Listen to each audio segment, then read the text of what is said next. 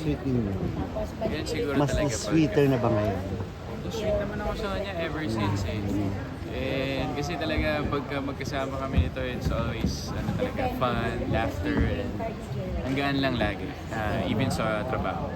For Judy, hataw ka talaga, no? Saturday may the class, the next sabi ko, pinag-uusapan namin doon, talagang nag-iipon ba si Julie para sa future? Ikaw nag-iipon para sa future yung dalawa? Ako yung nag-iipon. Ikaw nag-iipon ka rin, oo. Nag-iipon. Oo. Importanteng mag-ipon. Para na sa inyong dalawa talaga yun, kung ano man ang plano. Oo naman. Oo. Tsaka ano naman ito, syempre sobrang grateful kasi I'm working as a host, I am also a coach. So talagang sobrang grateful ako sa opportunity na to kasi binigyan ako ng ganitong catching shows ng GMA. And I also feel, parang responsible din because syempre dalawang roles yung ginagawa ko as nasa ayun talagang pinabubutihan. Oo nga. As in, ikaw din ganon, River, yung target yun na talaga para na sa inyong dalawa, future na ninyong dalawa. Yung pinaghahandaan nyo ngayon. Like, The Clash, Travel of Sundays, and kasama ng asawa ko. Right now, I'm doing a movie rin. So, sobrang nakakatuwa po yung blessings na dumarating sa amin, sa Julie. Yes, to answer your question, ito naman po. Ipon lang po talaga ako para sa future namin dalawa. Wala naman akong i-share yung future ko kundi sa kanya. So mga kailan yan? Siyempre, kailangan ma-surprise siya. Kasi pag sinabi ko ngayon, hindi siya ma-surprise. Pero alam naman niya na siya yung gusto kong makasama habang buhay. Yes. Bakit may listahan na raw kayo ng ninong at ninong? Na entourage Meron na ba? na. Meron na ba? Sila ni, di ba? Kukunin. Matik yan. Matik, siyempre sila. Ayun. Silang tatlo. Mahirap pag-usapan dito kasi nakikiramdam na siya eh. Kasi baka hindi na siya ma-surprise eh kapag... Okay. Pero yung preparation na yung paghahanda for the future, as in sa inyo, as in, parang may joint account na kayo, may mga Hindi, ganun wala na. pa naman sa Wala ganito pa naman. work. Siyempre, respeto rin po sa... Like, malaki po yung respeto ko sa parents. First of all, ang pinakauna makakalam na lahat ng plano, kunyari hindi nyo narinig, siyempre sila tito at tita.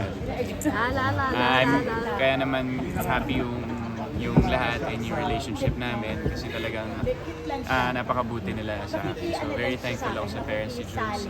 Para ako nagkaroon ng nanay at ate rin bilang wala na yung mga magulang. So very thankful ako sa akin. Pero yun na nga, pag tinatanong natin yung date, kung kailan or what, ang isang factor talaga, yung trabaho or commitment. Katulad ni Julie, I understand meron ka pang commitment sa isang malaking project na hindi ka pwedeng magpakasal, hindi ka pwedeng mabuntis, hindi ka pwedeng may mga ganong mga clause, di ba? Sobra na Oo, di ba? May mga ganon. So, isa yon sa factor, yung mga commitments mo, kung bakit hindi pa muna masasabi kailan talaga. Ganun. Parang hindi po kasi ako makasagot ng tanong na yan. Depende po talaga yan. Hindi, tsaka lagi ko naman sinasagot. Mahirap din po kasi magbigay ng definite date. Kasi yan lang po yung laging tanong sa akin. Kung wedding naman ang pag-uusapan, darating naman po tayo dyan. In God's time. In God's perfect time. Basta alam ko sa puso ko na wala naman ako ibang gustong pakasalan kundi si Julie and Sins. So kung indefinite date, kung kailan yung plano, mahirap sagutin yun kasi kailangan, internal muna nangyayari yun. Pero definitely, you guys will know naman. Di naman yung para itago.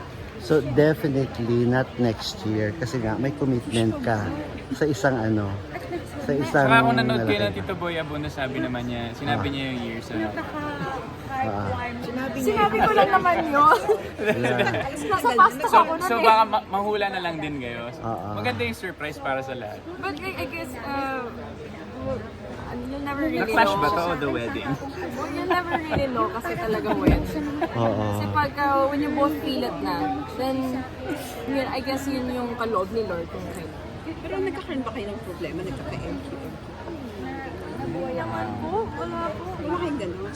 Parang mga tampu-tampuhan lang, pero pagka nagkakampo lang siya. Wala sa inyo seryoso. Wala naman. Wala naman. Parang ganun. kung may ano naman po kami, like mga tampon or something, parang sobrang ano lang, like sobrang babaw. Kasi like wala naman po kami anything na serious or something na parang pinag-aawa. For the record, ilang taon na kayo? is kapatid ng nanay ko. Official. Auntie ko yung nag-adapt sa amin. Mga 3 years. Thank you. Kuala Lumpur, wala nang pang-alit. Sa wedding niyo, sino sa mga past winners ng The Clash ang gusto niyong kumanta? Yung Queendom po. Ang Queendom na talaga. Oo. Oo, sila gusto niyo kumanta. Oo, si baby na Christian.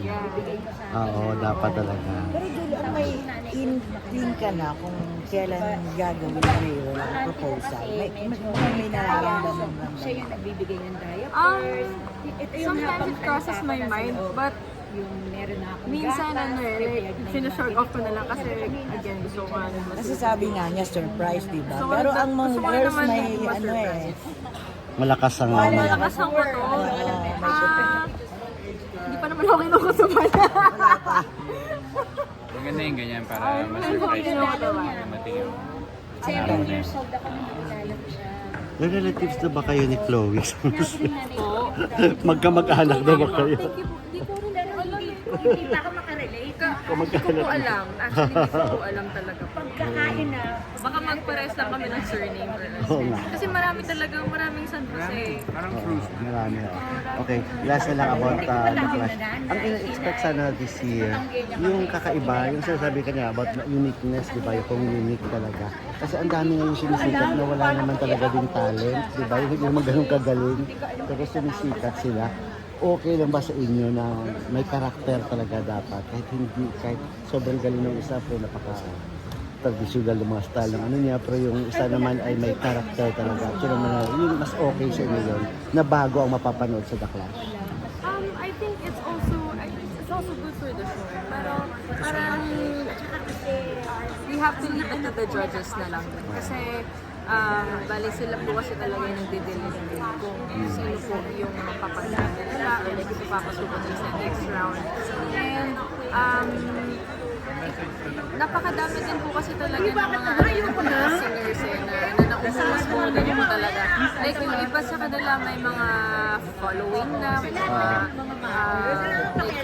okay na sila sa social media, gano'n. And then sometimes sumasali pa sila sa mga contests like The Clash.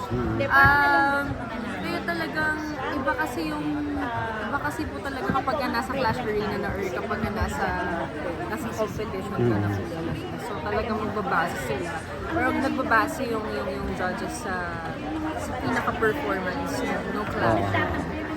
Kayo wala kayong say doon. Hindi. Parang Yung hinihinga din kayo ng opinion. hinihingi naman din po kami ng opinion, but then again, parang nasa Clash panel pa rin po talaga yung decision. nanay natin ay May dagdag ka ba? Nasabi naman ni Jules lahat eh. Naniniwala naman ako na kung sino yung magiging champion this season. Talaga magiging unique siya kasi nakita naman namin na yung mga clashers, yung top 24. And marami sa kanila ay unique, kakaiba, and yung quality ng mga boss nila kakaiba from last season. So, yung mga parang nag-a-adapt na rin sila sa era ngayon ng music. So, yun yung magandang abangan. Thank you.